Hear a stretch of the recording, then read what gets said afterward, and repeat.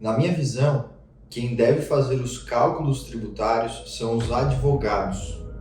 Eu sei que isso pode ser contrário à maré, isso pode ser diferente do que você está habituado, acostumado, mas afinal de contas, Eduardo, não é o contador que é especialista em cálculos, que deve conhecer a fundo para fazer cálculos. Você está dizendo que quem deve fazer os cálculos tributários é o advogado? Sim, é isso que eu estou dizendo. E ao longo desse vídeo eu vou te explicar o porquê que eu estou dizendo isso. Então, vamos lá?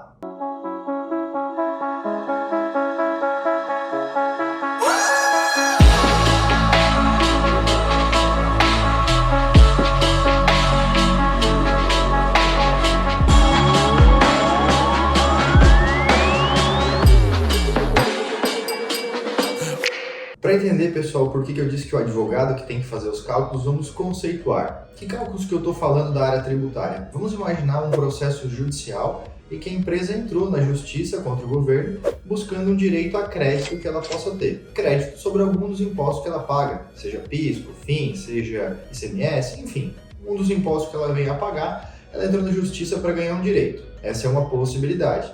Em algum momento desse processo terá que ser feito um cálculo para definir quanto é o valor que essa empresa tem direito. Outra possibilidade é quando a empresa ela é executada pelo governo, pelo fisco, e o fisco está cobrando impostos dessa empresa. Essa execução também é um processo judicial em que um advogado vai defender essa empresa. Então, duas possibilidades. E tem uma terceira, que é mesmo quando não há processo judicial, a empresa quer fazer uma reanálise da sua área tributária e entender se ela realmente pagou tudo que deveria pagar, se ela pagou algo a mais para o governo.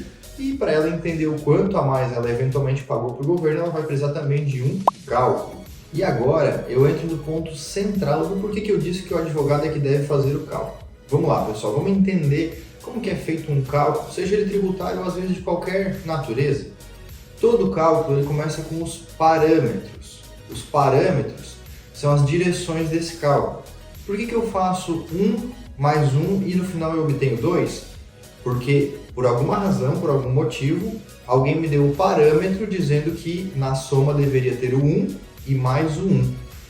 E aí eu cheguei no 2. E qual é o ponto aqui que eu digo que o advogado deve ser o responsável pelo cálculo? Quem entende as bases para formatar o cálculo tributário, seja de um processo judicial, seja de uma execução contra a empresa, e seja de um cálculo tributário sem processo judicial, quem mais entende é o advogado. Porque o advogado tributarista é quem estuda as bases, a legislação, a interpretação sobre a legislação, e ele sabe quais bases devem integrar o cálculo. Então, se o meu cálculo, por exemplo, de retirada do ICMS, da base de cálculo do PIS e da COFINS, ele vai considerar o quê? Qual o ICMS? O ICMS destacado em notas fiscais, ou vai considerar o ICMS efetivamente pago? São valores diferentes de ICMS para eu tirar da base de cálculo do PIS e da COFINS. Tá? Por exemplo, as devoluções, mesmo assim eu tenho direito de excluir o ICMS da base de cálculo do PIS e da COFINS, ou isso eu não tenho direito de colocar? Isso vai impactar no valor final. Essas duas situações que eu citei como exemplo, a pessoa mais capacitada para dar o parâmetro do cálculo, a direção e a noção, é o advogado.